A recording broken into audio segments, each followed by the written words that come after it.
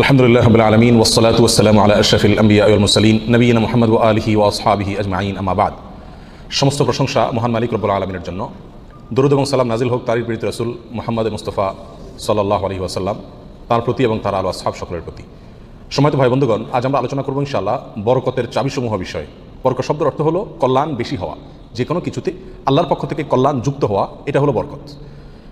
দুনিয়ার যে কোনো বস্তুতে যখন আল্লাহ সুবহানাহু ওয়া তাআলার পক্ষ থেকে কল্যাণ যুক্ত হয়, বিষয়টা যখন কল্যাণকর হয়ে যায়, উপকারী হয়ে যায়, তখন সেটা পরিমাণে অনেক অল্প হলেও আমাদের জন্য সেটা অনেক বেশি উপকার বয়ে আনে। অনেকে অনেক দীর্ঘ হায়াত পাইছেন, কিন্তু দীর্ঘ হায়াতে তেমন কিছু করার সুযোগ পান নাই, তার মানে জীবনে বরকত হয়নি।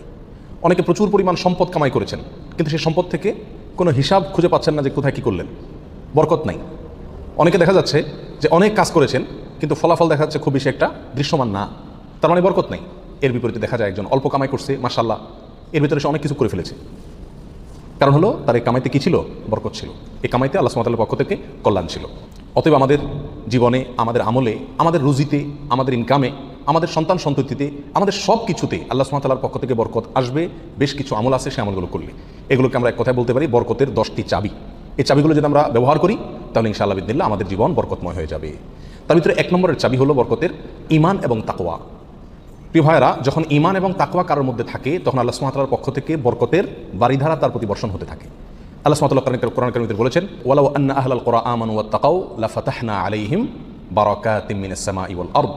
যদি কোনো জনপদের লোকেরা ঈমান আনে এবং তাকওয়া অবলম্বন করে, তাহলে আমি আসমান থেকে এবং জমিন থেকে, উপর থেকে নিচ থেকে, উভয় দিক থেকে বরকতের সমস্ত দুয়ার খুলে দেব। সম্মানিত ভাইয়েরা, এই জন্যই দেখা যায় সারা পৃথিবীতে অন্য ধর্মের মানুষেরা, অমুসলিমেরা কোনো দিক থেকে অনেক বেশি সুখে শান্তিতে আছে বলে আমাদের কাছে মনে হয়, কিন্তু আসলে সুখে শান্তিতে খুব একটা নাই। বিভিন্ন জরিপ বলছে সুসাইড বা আত্মহত্যার পরিমাণ তাদের মধ্যে বেশি। আত্মহত্যা মানুষ তখনই করে যখন সুখের চাইতে দুঃখের পরিমাণ বেড়ে যায়, কিন্তু মুসলমানদের মধ্যে আত্মহত্যার পরিমাণ অনেক কম। মুসলমানরা বেশিরভাগই গরিব, অভাবী, তারপরেও তাদের মধ্যে আত্মহত্যার পরিমাণ কম। এটা একটা আলামত যে তাদের জীবনে কি আছে? বরকত আছে। কারণ ঈমান সামান্য হলেও আছে। আর যার জীবনে ঈমান নাই, তাকে দেখবেন যে অনেক আট্টালিকাতে সে আছে, সুখের শান্তির অনেক উপকরণ তার কাছে আছে, কিন্তু আসলে সুখ শান্তিতে খুব একটা সে নাই, কারণ তার জীবনে কি নাই? বরকত নাই। এই জন্য কেউ যদি ঈমান আনে আর তাকওয়া অবলম্বন করে, এই দুটি জিনিস যদি কারোর ভিতরে থাকে, তাহলে আল্লাহ সুবহানাহু ওয়া তাআলার ওয়াদা হলো আসমান এবং জমিন থেকে বরকতের সমস্ত দুয়ারগুলো তার জন্য কি করে দেওয়া হবে? খুলে দেওয়া হবে। এই জন্য ভাই, ঈমানকে খালেস করতে হবে শিরক থেকে, কুফরি থেকে, নেফাকি থেকে। শিরক, কুফর, নেফাক, এগুলো থেকে ঈমানকে পরিচ্ছন্ন করতে হবে আর তাকওয়া অবলম্বন করতে হবে। তাকওয়া কি? তাকওয়া হলো আল্লাহর ভয়ে যে কোনো হারাম কাজ থেকে বেঁচে থাকা।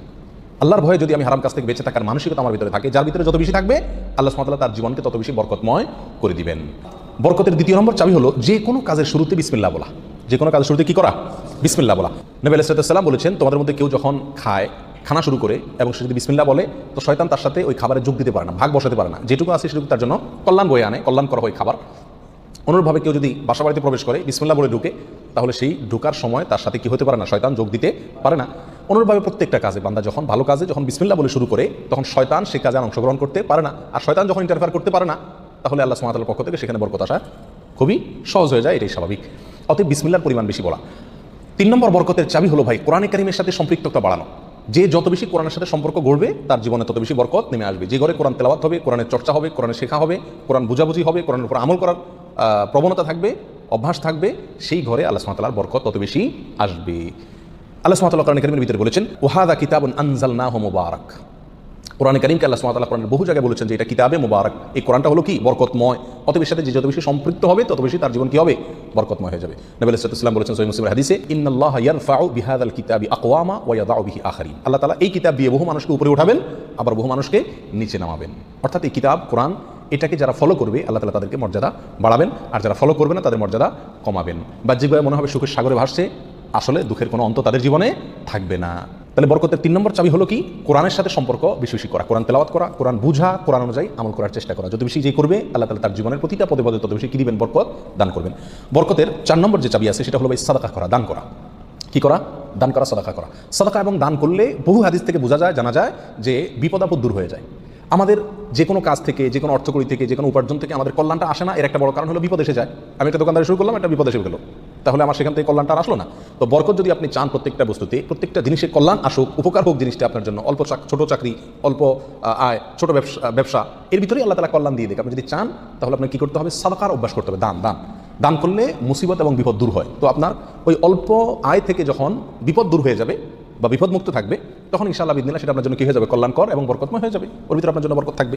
অতএব সাদাকার অভ্যাস করা, সারা বছর অল্প স্বল্প হলেও, পরিমাণে খুব অল্প হোক। এক হাদিসে আসছে নবী সাল্লাল্লাহু আলাইহি ওয়াসাল্লাম বলেছেন, খেজুরের অংশ দিয়েও যদি হয় তবুও তুমি সাদাকা করে জাহান্নামের আগুন থেকে বাঁচার চেষ্টা করো। বিপদ থেকে রক্ষার জন্য আমরা সাধ্য অনুযায়ী সাদকা করবো, অনেক বেশি করা কোনো জরুরি না। প্রতিদিন সাদকা করা একটা জটিল বিষয়, অনেক সময় প্রতিদিন আমি অভাবী লোক পাইও না, তাহলে একটা বাক্স রাখতে পারি বাসায়, যে প্রতিদিন আমি সেখানে 1 টাকা রাখবো, 2 টাকা রাখবো, যতটুকু সাধ্যগুলো ততটুকু রাখবো, তাহলে নিয়মিত আমি দানের সওয়াবটা পেয়ে গেলাম।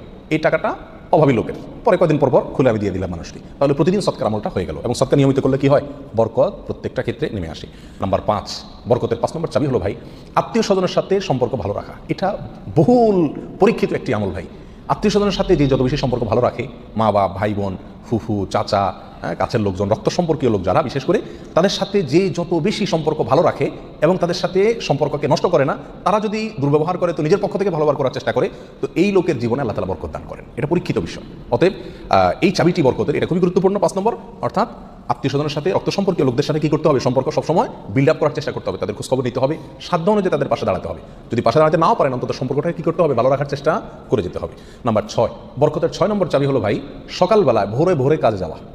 নবী আলাইহিস সালাম দোয়া করেছেন, আল্লাহুম্মা বারিক লি উম্মতি ফি বুকুরিহা, আল্লাহ আমার উম্মতকে সকালবেলা আপনি বরকত দান করবেন। অন্য এক রাওয়ায়াতে আসছে বুরিক লি উম্মতি ফি বুকুরিহা, তিনি বলেছেন আমার উম্মতের জন্য সকালবেলার সময়টাতে বরকত দেওয়া হয়েছে। অতএব সকালের সময়টাতে আপনি ঘুমায় থাকেন, তাহলে বরকত কোত্থেকে আসবে? এই টাইমটাতে কাজ করতে হবে।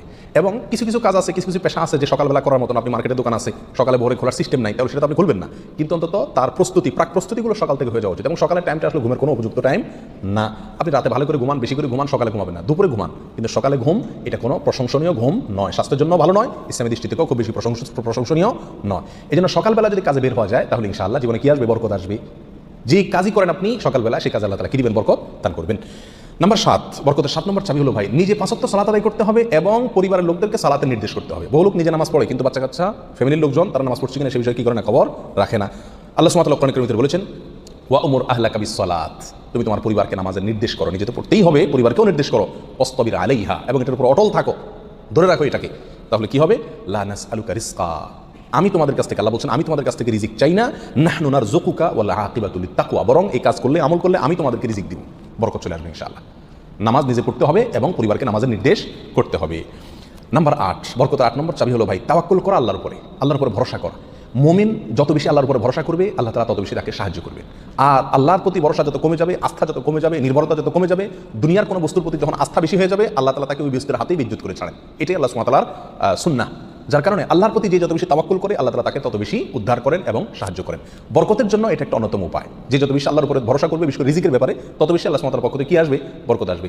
একটু কোনো কারণে আমাদের ইনকামের উপরে চাপ আসলে, প্রেশার আসলে আমরা অস্থির হয়ে যাই, হাউতাশ হয়ে যাই, নিরাশ হয়ে যাই, অনেকে তো আজেবাজে মন্তব্য করা শুরু করি, আল্লাহর উপর তাওয়াক্কুল থাকে না। তো আসবে কোত্থেকে রিজিক?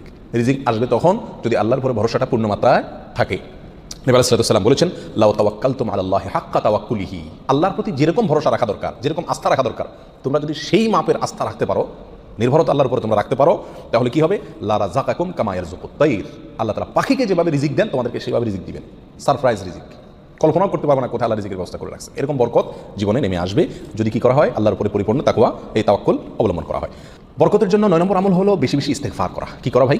ইস্তেগফার করা। ইস্তেগফার, উঠতে চলতে ফিরতে সব সময় ইস্তেগফার করা। আস্তাগফিরুল্লাহ ওয়া আতুবু ইলাইহি, আস্তাগফিরুল্লাহাল্লাযী লা ইলাহা ইল্লা হুয়াল হাইয়ুল কাইয়্যুম ওয়া আতুবু ইলাইহি, অথবা সাইয়্যিদুল ইস্তেগফার পড়া। কিচ্ছু না পারেন, শুধু আস্তাগফিরুল্লাহ পড়া, আস্তাগফিরুল্লাহ আস্তাগফিরুল্লাহ আস্তাগফিরুল্লাহ ওয়া আতুবু ইলাইহি, এতটুকু পড়া। এবং যখন পড়বেন, অর্থ বুঝে পড়বেন, আল্লাহর কাছে ক্ষমা চাচ্ছেন আপনি। আর ক্ষমা চাইলে ক্ষমা চাওয়ার মোড থাকে আলাদা। একটা মানুষের কাছে যখন মাপ চান আপনি, তখন মাপ চাওয়ার মোড ভিন্ন থাকে না। আস্তাগফিরুল্লাহ যখন বলবো, তখন নিজের অপরাধের কথা স্মরণ করে, অথবা আমি যে বহু অপরাধ করি সে কথাটা মনে করে আল্লাহর কাছে ক্ষমা চাইবো। যত বেশি ইস্তেগফার করবো, তত বেশি রিজিক আসবে।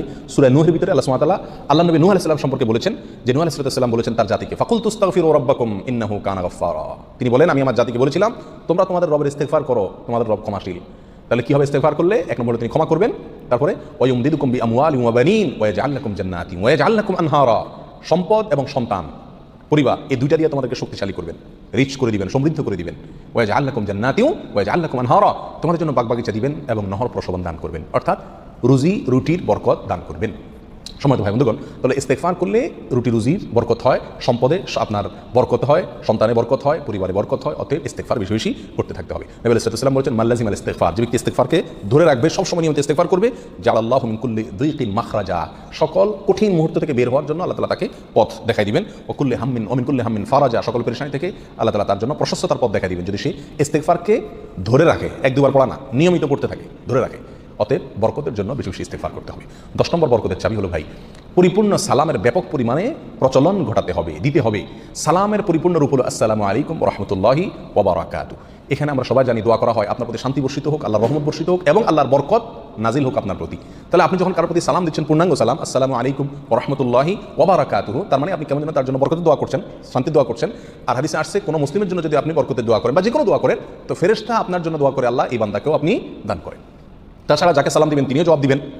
আপনি যেহেতু অবারাকাতু পর্যন্ত পড়বেন, তার জন্য উচিত হবে বরাকাতু পর্যন্ত দেওয়া। সালাম যতটুকু দেওয়া হয় পরিপূর্ণ কমপক্ষে অতটুকু দিতে হয়। অতএব যত বেশি সালাম দেওয়া হবে তত বেশি ফেরেশতা আমার জন্য বরকতের দোয়া করবে, আর যাকে সালাম দিচ্ছি তিনিও করবেন। তাহলে সালামের প্রচলন ব্যাপক পরিমাণে যদি করতে পারি, তাহলে আমাদের জীবনে কি আসবে ভাই? বরকত নেমে আসবে। আর আগেই বলেছি, বরকতের অল্প বেবরকতের বহুর চাইতে উত্তম এবং শ্রেষ্ঠ। আল্লাহ তাআলা আমাদেরকে বরকতের সম্পদ দান করুক, অধিক সম্পদ নয়, বরকতের সম্পদ। আল্লাহ তাআলা আমাদের বরকতের সন্তান দান করুক, অধিক সন্তান নয়, বরকতের সন্তান। কল্যাণ যে সন্তানে আছে সেখানে অনেক বেশি হলো, কিন্তু কল্যাণ তার ভিতরে নাই, উপকারটা নাই, তাহলে এই বেশি কোনো লাভ হলো না। আল্লাহ তাআলা আমাদের গোটা জীবনকে, আমাদের উপার্জনকে, আমাদের সম্পদকে, আমাদের নেক আমলকে, আমাদের সন্তান সন্ততিকে, আমাদের পরিবারকে, পরিজনকে, আমাদের চিন্তা চেতনাকে, আমাদের সব কিছুকে আল্লাহ সুবহানাহু ওয়া তাআলা বরকতময় করে দিন। সব কিছুতে আল্লাহ তাআলা কল্যাণ এবং উপকারিতা প্রচুর পরিমাণে বৃদ্ধি করে দিন। জাযাকুমুল্লাহ ওয়া আখিরু দাওয়ানা আলহামদুলিল্লাহি রাব্বিল আলামিন।